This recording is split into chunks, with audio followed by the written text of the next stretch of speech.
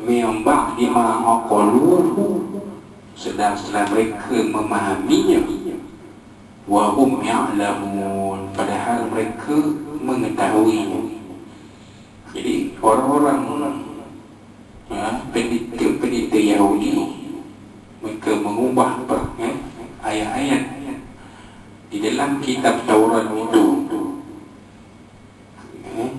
sedangkan mereka setelah mereka memahami apa yang mereka faham dalam kitab Taurat ini, antara yang disebut tentang akan zahirnya seorang Nabi pada akhir zaman, dengan ciri-cirinya, dengan sifat-sifatnya,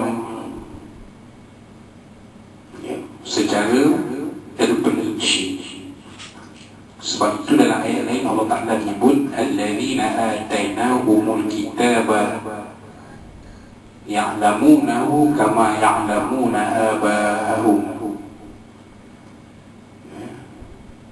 Orang-orang yang kami kurniakan kepada mereka kitab, mereka mengetahui isi kitab itu seperti mereka mengetahui anak-anak mereka.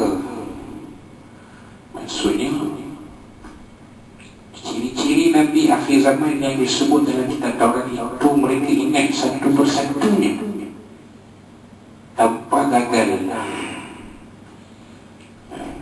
Dia dalam pasukan ni biasa dengar istilah tanpa gagal ni macam mana? Hadir tanpa gagal. Bila hadir tanpa gagal tu tak dapat tidak lah. La Buddha, dalam bahasa Arab kita la Buddha, tak dapat tidak. Jadi orang pendeta-pendeta Yahudi ini mengetahui sifat Nabi SAW, mengetahui sifat Nabi akhir zaman dalam kitab Taurat itu satu persatunya tanpa gagal. Open semualah, fizikalnya, akhlak, percakapannya, perbuatannya, akhlaknya, semua tahu, semua ada dicerita dalam kitab Taurat. Tapi bila mereka berhadapan dengan Nabi SAW yang mereka ketahui adanya sifat-sifat yang mereka ingat satu persatu dalam kitab Taurat itu, maka apa reaksi mereka? Thumma yuharrifunahu, mereka ubah isi kitab Taurat itu supaya orang yang kemudian beranggapan Nabi akhir zaman itu belum zahir, sedangkan dia telah hadir di hadapan mereka. Dalam surah As-Saff Allah Ta'ala menyebut kepada Nabi SAW, wa idh qala Isa ibn Maryam ya bani Israil. Ingatlah wahai Muhammad tatkala Nabi Isa bin Maryam alaihissalam berkata kepada Bani Israel, ya Bani Israel, inni Rasulullah ilaikum, sungguhnya aku ini adalah utusan Allah kepada kamu, musaddiqan lima baina yadayya minat Taurah, membenarkan apa-apa yang ada pada kamu di dalam kitab Taurat. Maksudnya kalau ada lah isi-isi kitab Taurat itu yang diragui, maka Nabi Isa itu akan menjadi saksi yang membenarkannya. Itu yang ketiga. Yang kedua, pertama tadi utusan Allah, kedua membenarkan isi dalam kitab Taurat, wa mubasysyiran bi rasulin ya'ti min ba'di ismihi Ahmad, dan memberi khabar gembira akan tibanya seorang Nabi selepas namanya Ahmad. Ini tiga benda Nabi Isa sebut kepada Bani Israel. Falamma ja'ahumul bayyinatu qala hadha sihrun mubin.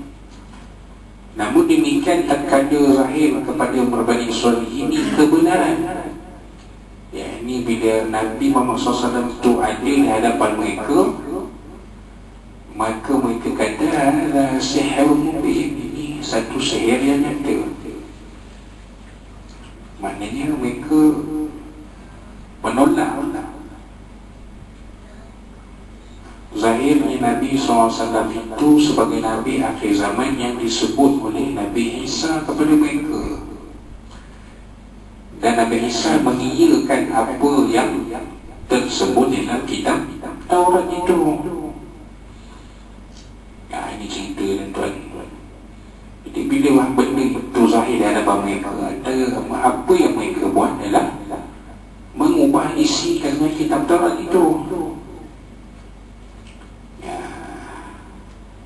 Wahum ya'lamun, sedangkan mereka memang tahu.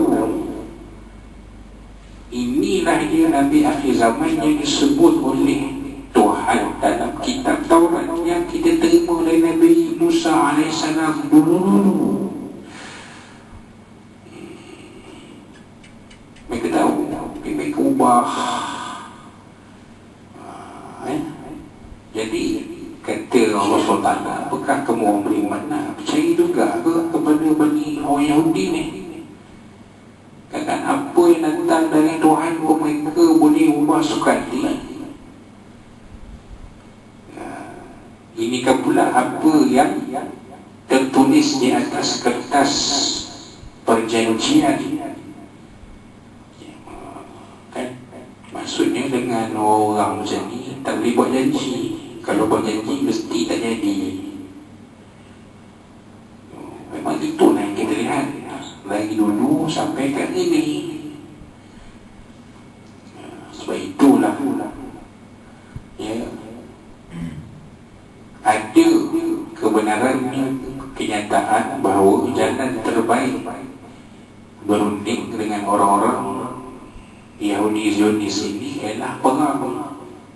Betul lah kan kata kenyataan itu. Sebab kena berunding secara aman, kita akan ditipu oleh mereka. Memang itulah kenyataannya sekarang. Itu cerita dia ayat 73, 75 ni. Kemudian Allah Ta'ala menyambung dalam ayat berikutnya, wa idza laqul ladina amanu qalu amanna. Dan apabila mereka bertemu dengan orang-orang beriman, qalu amanna, maka mereka berkata kami beriman, kami telah beriman. Ini cerita orang munafik pula. Dan apabila orang munafik ini bertemu dengan orang beriman, mereka berkata kami telah beriman. Wa idza khala ba'duhum ila ba'din qalu, dan bila mereka bercampur sesama sebagai mereka dengan sebagian yang lain. Khala ini diterjemah sini bertemu, ya, sama-sama jumpa, sama-sama grup dia, kumpulan dia, puak dia, golongan dia. Atau Allah Ta'ala guna perkataan khala. Daripada perkataan khala ialah datangnya perkataan khalwah. Khalwah itu maksudnya bersendiri-sendirian. Khalwat ni